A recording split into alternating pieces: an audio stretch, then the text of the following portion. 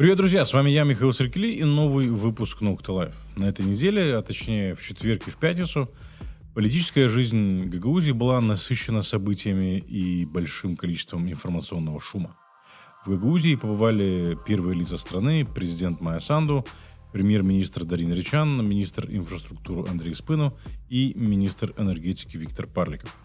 Сторонники Шора пытались устроить провокации с целью унизить первых лиц страны, но в итоге унизили только Гагаузию. Давайте обо всем по порядку. Первым событием из этого ряда, которое мы выделили, было интервью Андрея Спыну общественному телеканалу ГРТ.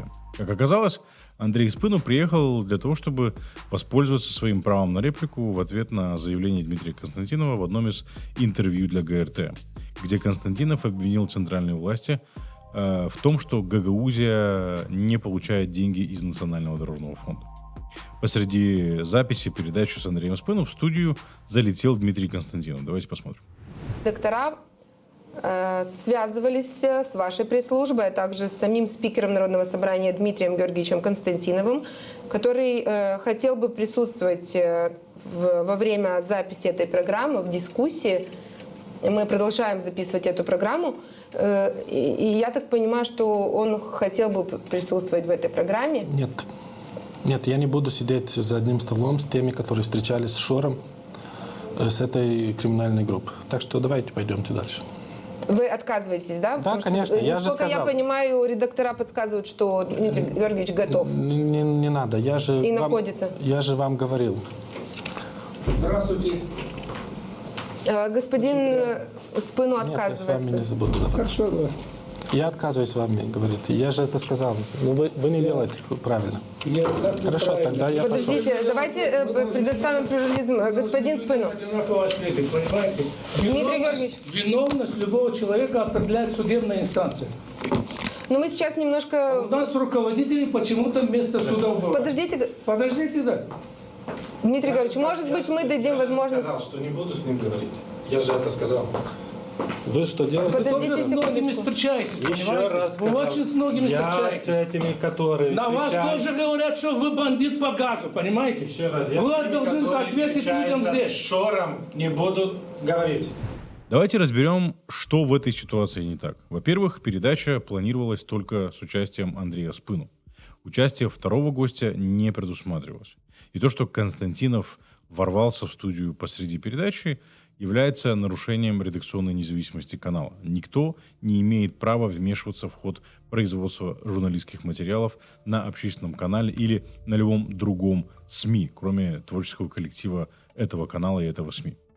Первое, что должна была сделать ведущая, это потребовать от Константинова покинуть студию и не мешать производству передач. Более того, его вообще не должны были впускать в студию, и руководство канала должно было создать условия, при которых подобные ситуации не должны возникать в принципе. Однако мы не увидели возмущения телеведущей. Вместо этого мы увидели, как ведущая Ирина Кара отчитывается перед Константиновым и говорит: господин Спыну отказывается.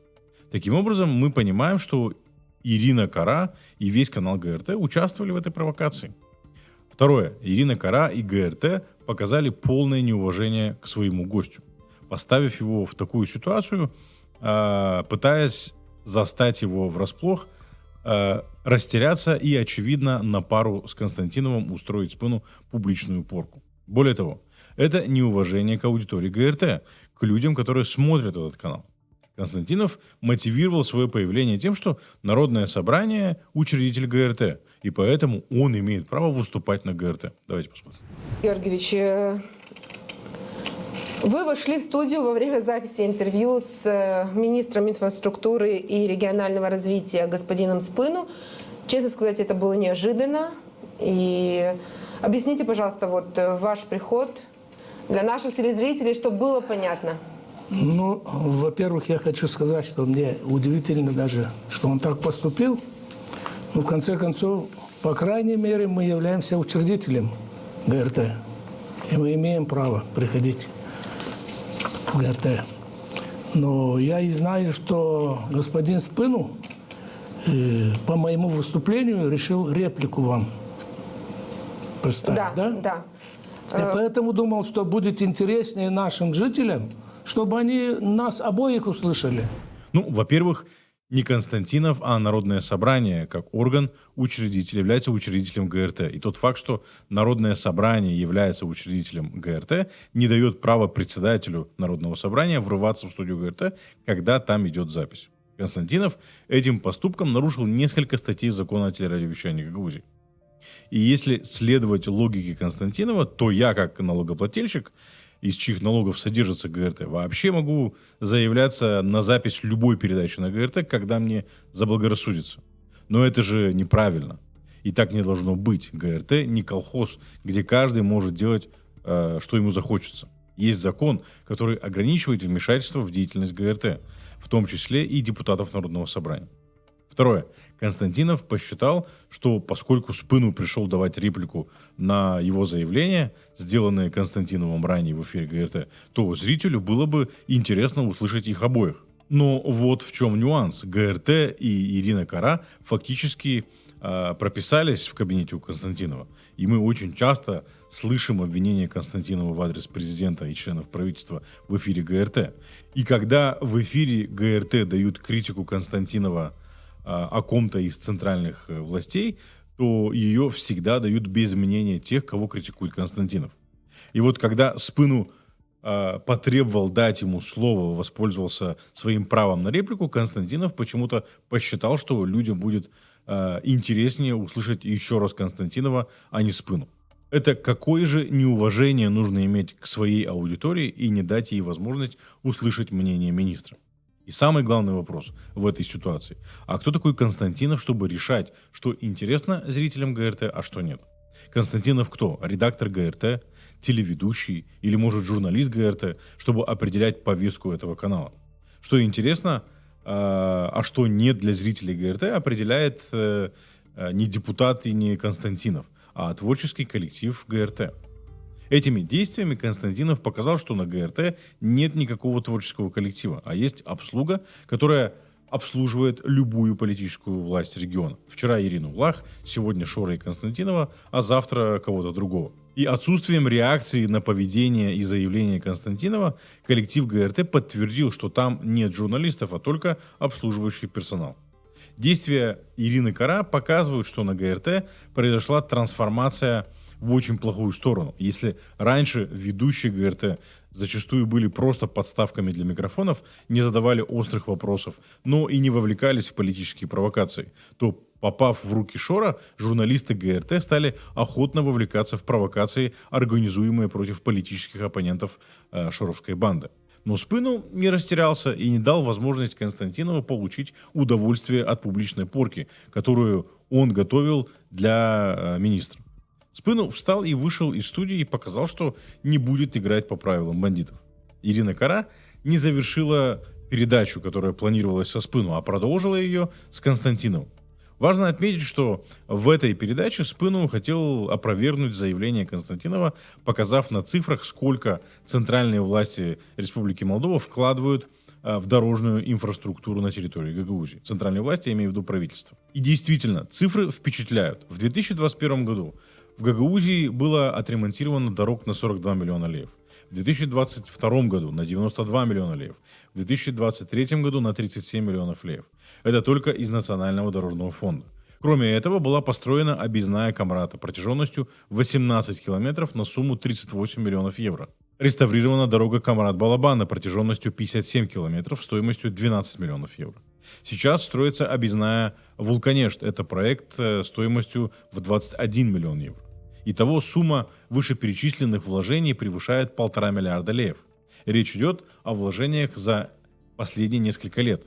И Константинов не опровергает, что эти деньги были вложены в дорожную инфраструктуру Гагаузии. Но Константинова не устраивает то, что этими деньгами не распоряжаются власти Гагаузии. Давайте послушаем. Они должны понимать, что любые фонды, которые распределяются в республике, согласно Конституции, согласно закону, который был принят парламентом об особом правовом статусе, должны определять 5% сумму для Гагаузии. И в Гагаузии есть здесь уже исполком, народное собрание, где мы сами уже определимся, куда направлять эти суммы. До последнего момента это не делается. И точно так же инфраструктура и региональное развитие.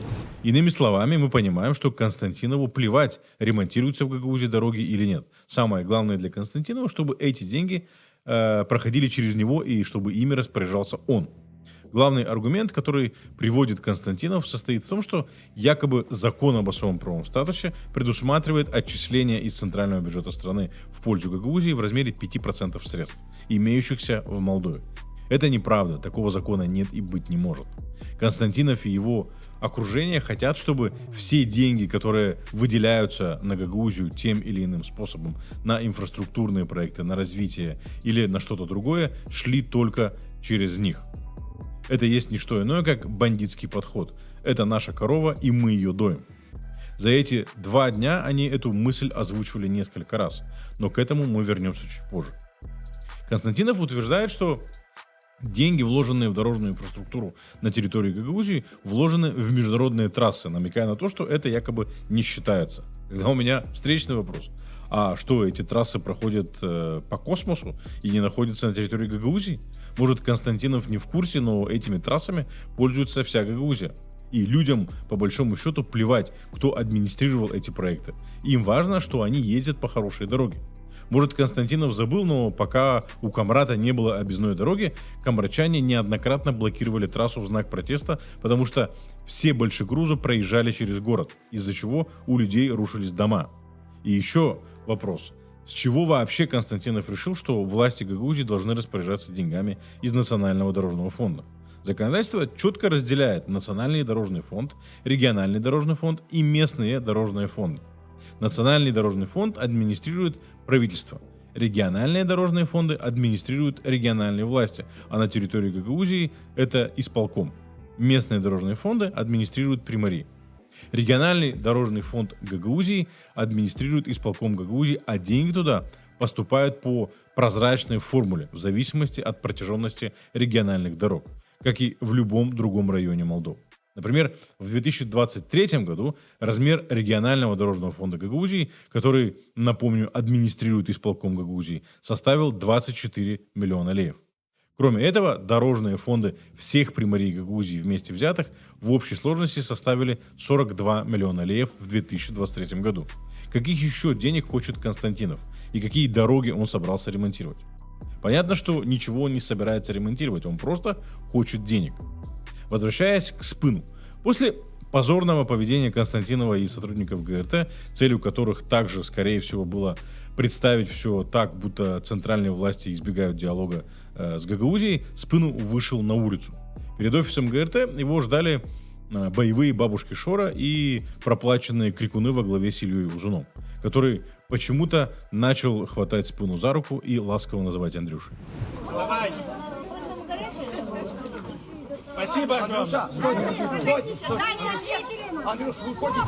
Спыну, тем не менее, вступил с протестующими в диалог и попытался ответить на вопросы, насколько это было возможно в условиях ора и криков.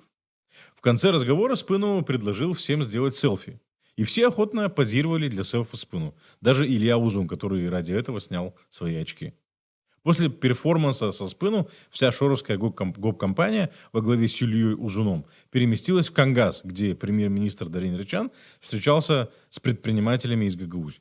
На встречу с премьером, понятное дело, ни представителей ОПГ Шора из Гагаузии, ни недовольных бабушек, сидящих на гонораре от Шора, не пригласили. Но они почему-то решили приехать и устроить пикет перед местом, где проходила встреча премьера и гагаузских предпринимателей. Давайте посмотрим. Прошло 2 раза по 45 и еще 10 минут. Уже надоело, знаете, унижаться и ждать. Поэтому мы говорим, мы с ним на разговор не идем, и ему не разрешаем плевать нам в лицо и унижать нас. Как оказалось, премьера они все-таки дождались. Оно и понятно, их услуги оплачены, и было приказано ждать, сколько потребуется. Если коротко, то на Речана они тоже все вместе поорали, и Илюша Узун очень агрессивно и настойчиво пытался вытянуть у премьера Речана, когда все-таки он приедет в народное собрание. Давайте посмотрим. Когда вы придете в парламент народный, гагаузский парламент, когда? И когда вы придете в исполком, скажите сегодня перед камерой, скажите через день, через месяц, Да, вот когда, исполком скажите, сидит, вот вот. конкретный вопрос, чтобы мы поняли, что вы не обманываете, что вы встречаетесь с депутатами и вы встретитесь с членами исполкома. Скажите, когда? Еще раз. Я буду все больше и больше встречаться с Скажите, людьми когда из придете? Зачем главе правительства Республики Молдова, республиканской исполнительной власти, приходить в Народное собрание Гагаузии? Мне не совсем понятно. Это разные уровни власти, и их деятельность никак не пересекается. Пример подотчетен парламенту страны, а не Народному собранию Гагаузии. Очевидно, у Ильи Узуна проблемы с субординацией. На следующий день, в пятницу, те же отряды Шора во главе с Ильей Узуном, но в большем количестве поехали в Кангаз. Их задача была поорать перед президентом, которая приехала на церемонию запуска строительства высоковольтной линии электропередач из Сакчи-Вулканешта Кишинев. Давайте посмотрим. Моя Санду! Шос моя Санду! Еря моя Санду! Еря моя Санду! Еря моя Санду! Шос моя Санду! Что вы? Почему сегодня вы вышли на протест? Пусть Майя Санду сядет с нашим Башканом за стол переговоров. Что нам нужно? Больше ничего, пусть сядет, договорятся, сделают все как нужно. Отойдите. Не закрывают каналы. Все, спасибо. Мы начали жить эти хорошие времена, как они обещали? Нет, намного хуже. Газ. Сколько газ стоит? Стоил почти 30 лей. А раньше 2 лея или сколько он там был? 4 лея. Это было нам хорошо, мы тогда жили лучше всех, а сейчас кто живет? Только она хорошо живет.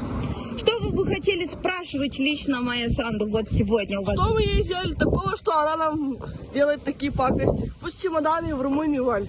Как оказалось, отряды Шора протестовали в другом месте и с президентом так и не пересеклись. По итогу не совсем ясно, чего хотят бабушки Шора во главе с Ильей Узуном, приехавшие в Кангаз. Диалога? Ну, тогда для начала надо перестать кричать «Чемодан вокзал Румыния» в адрес Майя Санду. Илья Узун хочет, чтобы с исполкомом Гагаузии считались, но тогда Илья Узун должен перестать вести себя как гопник. Это звучит очень сюрреалистично, когда такие, как Илья Узун, кричат «Долой Майя Санду». Майя Санду на последних выборах набрала почти 1 миллион голосов. Нравится вам это или не нравится, но это реальность. Это были честные и конкурентные выборы. А Илья Узун несколько раз становился депутатом Народного собрания от села Русское Киселе, одного из самых маленьких и самых бедных сел Гагаузии, где он не родился и ни дня не прожил. За Илью Узуна в этом селе проголосовало не более 150 избирателей. И тех он свез с соседних сел. И когда Илья Узун и боевые отряды Шора, которых он предводительствует, требуют уважать выбор гагаузского народа, имея в виду избрание Гуцул, хочется сказать, сначала вы проведите честные выборы и, наконец, начните уважать выбор почти 1 миллиона граждан Республики Молдова, проголосовавших за Майю Санду. Со стороны это все выглядит так, что банда Шора, как кучка маньяков, гонится за каждым должностным лицом из Кишинева, оскорбляют и унижают, угрожают всем, кто встречается с представителями центральных властей, и в то же время удивляются, почему с ними не ведут диалог. Более того, пытаются это представить так, будто Гагаузия в целом оказалась в изоляции, и из Гагаузии центральные власти не хотят вести диалог. Хотя на самом деле мы четко видим, и центральные власти об этом говорят постоянно. Гагаузия как получала инвестиции из центрального бюджета страны и международных доноров, так и получает. Высшие должностные лица страны как ездили, так и ездят в Гагаузию. Единственное, чего они не делают, я имею в виду центральные власти, они не встречаются с представителями организованной преступной группы. Дело в том, что Илья Узун, Дмитрий Константинов, Михаил Влах не видят проблемы в том, что они являются частью организованной преступной группы Шора. Они там себя чувствуют очень органично и комфортно. Они действуют как бандиты из 90-х, которые захватили определенную территорию, в данном случае Гагаузию, и хотят ее доить и снимать мзду со всех, кто движется или что движется на этой территории. Контролировать все денежные потоки и все денежные средства. К людям они относятся как к рабам, которые должны по любому приказу становиться в ряд и быть готовыми на любые действия по призыву этих членов бандформирования. Все свои действия они прикрывают неким патриотизмом. А если кто-то идет против их воли, они их начинают клеймить предателями Родины, грантоедами и угрожают расправой. Давайте посмотрим, как Илья Узун угрожает примарам и бизнесменам за то, что примары поехали в парламент и встретились с депутатами парламента Республики Молдова, а бизнесмены встретились с премьер-министром Рычаном. Власть своим присутствием атакуют гагаузскую автономию. И в ней участвуют примары, некоторые бизнесмены, как и было в 90-94 году. Они также делали это дело через председателей колхозов, которые были им подконтрольны, некоторые руководители государства, автономии. Поэтому мы говорим, что история повторяется. Эти индивидуумы, которые я о них говорю, пытаются, знаете как, за счет власти Майя Санду, да, получить свои преференции. И мы это знаем. И европейские они получают гранды и так далее, и так далее. Но я хочу им сказать, что их вот эти проекты до поры до времени. За все придется отвечать. И они будут отвечать. Давайте разберем это заявление по полочкам. Это заявление можно считать декларацией ОПГ Шора устами Ильи Узуна. Они угрожают бизнесменам Гагаузии за контакты с центральными властями страны и за попытки привлечь инвестиции для своего бизнеса. Они атакуют и угрожают примарам за контакты с представителями республиканских властей и попытки привлечь дополнительное финансирование для развития своих сообществ. Они представляют визиты и вообще посещение Гагаузии представителями центральных властей как атаку на Гагаузию. Какая это атака? Майя Санду — президент всех граждан страны, в том числе и граждан, проживающих в Гагаузии. Ее обязанность, равно как и обязанность премьера и министров, ездить по стране, в том числе и приезжать в Гагаузию. Представители ОПГ Шора клеймят всех, кто получает финансирование от партнеров по развитию, и дискредитируют саму идею привлечения помощи от партнеров по развитию, которая, к слову сказать, выделяется в рамках действующего законодательства абсолютно прозрачно, легально и по понятным и прозрачным всем процедурам. Что еще мы видели в эти 2 дня? Это попытку заглушить любую информацию, которая исходит от представителей правительства и президента. Своими маниакальными протестами и преследованием президента, премьера и министров отряды Шора создают информационный шум, который мешает жителям Гагаузии услышать важную информацию, которую представители центральных властей пытаются донести до жителей Гагаузии об инвестициях правительства и международных партнеров в наш регион. Этим информационным шумом они мешают жителям Гагаузии понять и осознать, что Гагаузия не в изоляции. Диалог парламента, президента и правительства с Гагаузией не прерывается. Деньги на проекты как поступали, так и поступают. Финансирование, выплата зарплат и пенсий как осуществлялись, так и осуществляются. Единственное, что изменилось, это то, что президент, правительство и депутаты парламента от партии ПАС отказываются общаться с представителями ОПГ Шора, которых Шор привел к власти в Гагаузии. Илья Узун, Михаил Влах и Дмитрий Константинов, которые позволяют себе говорить от имени гагаузского народа, на самом деле не представляют гагаузский народ. Я уже молчу о тех, кого Шор делегировал в руководство Гагаузии из Аргиева. На последних выборах в Народное собрание Константинов, Влах и Узун на 3 набрали менее 1000 голосов. У этих людей нет морального права говорить от имени гагаузского народа. Они узурпаторы и обслуга ОПГ Шора. Они работают в интересах Шора, которая поставил перед собой одну единственную цель – дестабилизировать Молдову, чтобы обеспечить свою безопасность и избежать правосудия, используя для этого Гагаузию. Мы уже неоднократно говорили, что Шор не будет ничего вкладывать в Гагаузию, и по большому счету он не собирался этого делать. Но проблема в том, что ситуация менее чем за год дошла до того, что Шор уже начал вытаскивать деньги из карманов самых уязвимых слоев населения Гагаузии, о благе которых он обещал заботиться.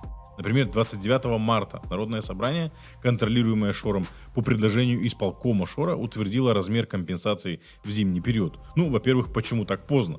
Зима уже заканчивается, а они только родили это решение. Во-вторых, Это на 300 леев меньше, чем в прошлом году.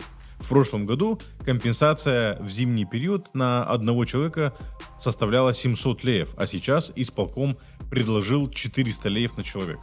Иными словами, Шор вытащил из кармана каждого нуждающегося в Гагаузии 300 леев.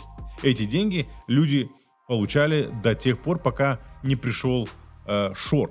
Тот, который обещал их завалить деньгами, оказался мелким воришкой, который залез в карман каждого пенсионера и нуждающегося в Гагаузии. И поэтому ОПГ Шора так громко кричит и устраивает столько провокаций, чтобы люди винили во всем Санду и не осознали, что Шор ограбил их средь бела дня. Гагаузскому народу невыгодно и неинтересно ссориться с центральными властями. Да, может, в Гагаузии не особо любят Майю Санду, не особо любят Спыну и Ричана, но не настолько, чтобы как маньяки преследовать их по пятам и пытаться на каждом шагу их унизить. Эти действия не характеризуют гагаузский народ, эти действия характеризуют Шора и его ОПГ. Проблема в том, что гагаузский народ смотрит на все это безучастно со стороны, хотя должен гнать из исполкома и Народного собрания Гагаузии обслугу Шора. Многие в Гагаузии предпочитают сидеть и смотреть на это со стороны, думая, что это их не касается. Но это ошибочная позиция. Это уже нас касается и коснется всех без исключения. Это уже касается бизнесменов, на которых ОПГ Шора организовывает травлю за то, что они общаются с центральными властями и пытаются привлечь инвестиции для развития своего бизнеса. Это уже касается примаров, в отношении которых ОПГ Шора устроила публичную травлю за то, что примары контактируют с депутатами ПАС. Это уже коснулось пенсионеров, у которых ОПГ Шора украла по 300 леев в месяц. Да, за 3 месяца это посчитайте сами сколько. Отсидеться в сторонке в надежде на то, что пронесет, не получится. Примары и бизнесмены у нас тоже аполитичные. Они не хотят ни с кем ссориться и хотят быть со всеми в хороших отношениях. И я их за это не осуждаю. Просто я обращаю внимание на то, что с ОПГ Шора у власти ни у кого в Гагаузии не останется выбора. Придется принимать сторону. Этими публичными наездами и публичной травлей ОПГ Шора заставляет примаров и бизнесменов прогнуться и принять их сторону. Я не знаю, как к этому относятся примары и бизнесмены, но меня, например, возмущает то, что к нам, гагаузам, Шор относится как к рабам и пытается указывать, с кем дружить, с кем общаться и с кем выстраивать бизнес или вести дела. Надеюсь, чувство собственного достоинства возьмет верх и заставит всех сопротивляться этой вакханалии, которую Шор устроил в Гагаузии.